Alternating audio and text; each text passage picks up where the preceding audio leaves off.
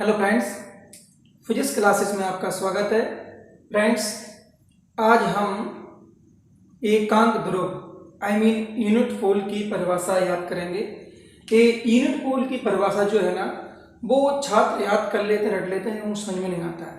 लेकिन आज मैं आपको इसको 3 लाइन की परिभाषा है, इसको मैं स्पष्ट तरीके से एक्सप्लेन करूंगा और इसका जो मेन कॉज है वो मैं आपको निकाल के समझाऊंगा।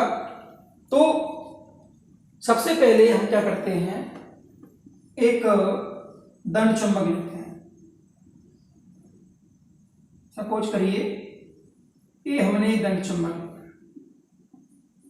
ओके। अब दंड चुंबक लेने के बाद हमने इसके 2 ध्रुव लिए, N और S, ओके। वो तो होते ही है, पहले से अंकित कर दिए हमने, ठीक। अब यहां पर आप देखें कि इस दंड चुंबक के पास में हम कोई दूसरा एक और दंड चुंबक लाते हैं।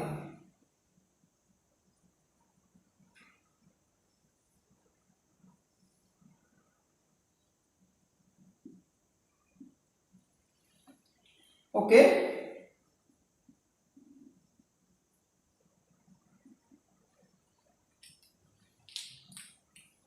अब इसको हम इस तरह से ला रहे हैं कि इसका एस सिरा इस साइड रख दिया हमने, तो ये आपस में क्या होंगे, समान ध्रुव है ना, तो ये आपस में होंगे प्रतिकर्षक। क्या होंगे ये? प्रतिकर्षक। ये आपस में दूर भागेंगे। तो ये समान ध्रुवों में जितने बल का जो अनुभव हो रहा है, और ये डिस्टेंस हमको रखना है कितना, 1 मीटर की दूरी पर।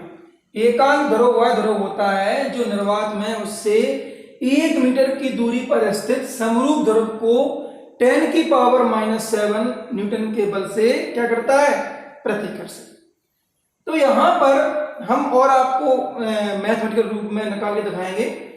इसके पहले आपने कूलाम का व्युत्क्रम बल नियम समझा था, उसके लिए जो आपस में जो लग रहा है, यहां पर जो बल लग रहा है, वो बल F के लिए हमने व्यंजक क्या निकाला था, K × M1m2/r²। अब सपोज करिए इन दोनों के बीच का जो डिस्टेंस है वो स्मॉल r है, और r क्या है, 1 मीटर है। तो यहां r का मान 1 रख देंगे। और सपोज करिए कि जो आपके ध्रुव प्राबल्य हैं, इसका m1 है और इसका m2 है। तो सपोज करिए ये ध्रुव प्राबल्य जो है ना, वो भी एकांक है, यानी कि इनकी वैल्यू क्या है, m1 m2 बराबर 1 है। तो अगर हम ये वैल्यू पुटअप कर दें इस कंडीशन में, तो क्या आएगा, इसका मान 1 है, इसका मान भी 1 है, तो 1 × 1/, इसका मान भी हमने एकांक ले लिया, 1² हो जाएगा। तो आप देखेंगे कि K आ जाएगा, क्या आ जाएगा, K। और इसके पहले हम आपको बता चुके हैं जो K है वो K का वैल्यू क्या होता है, 10⁻⁷ न्यूटन। ये है इसकी छुपी हुई कहानी, ओके।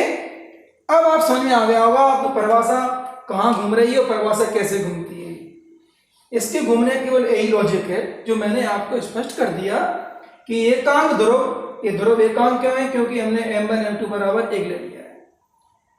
वह ध्रुव होता है जो निर्वात में, ये पूरा एक्सपेरिमेंट जो किया वो निर्वात में हो रहा है, उससे 1 मीटर की दूरी पर ये आपस में समान ध्रुव हैं, दोनों दंड चुंबक हैं, आपस में कैसे स्थित हैं, 1 मीटर की दूरी पर स्थित है। समरूप ध्रुव को, समरूप माना ये दोनों देखिए S दोनों समान है ना, 10⁻⁷ न्यूटन। तो देखो बल कितना निकाला हमने, 10⁻⁷ न्यूटन के बल से क्या करते हैं, रिफ्लेक्ट करते हैं, यानी कि प्रतिकर्षित करते हैं। तो फ्रेंड्स, यहां परिभाषा स्पष्ट हो चुकी है एकांक ध्रुव की, और मैं आशा करता हूं कि आपको ये स्पष्ट तरीके से समझ में आ गया होगा। Thank you.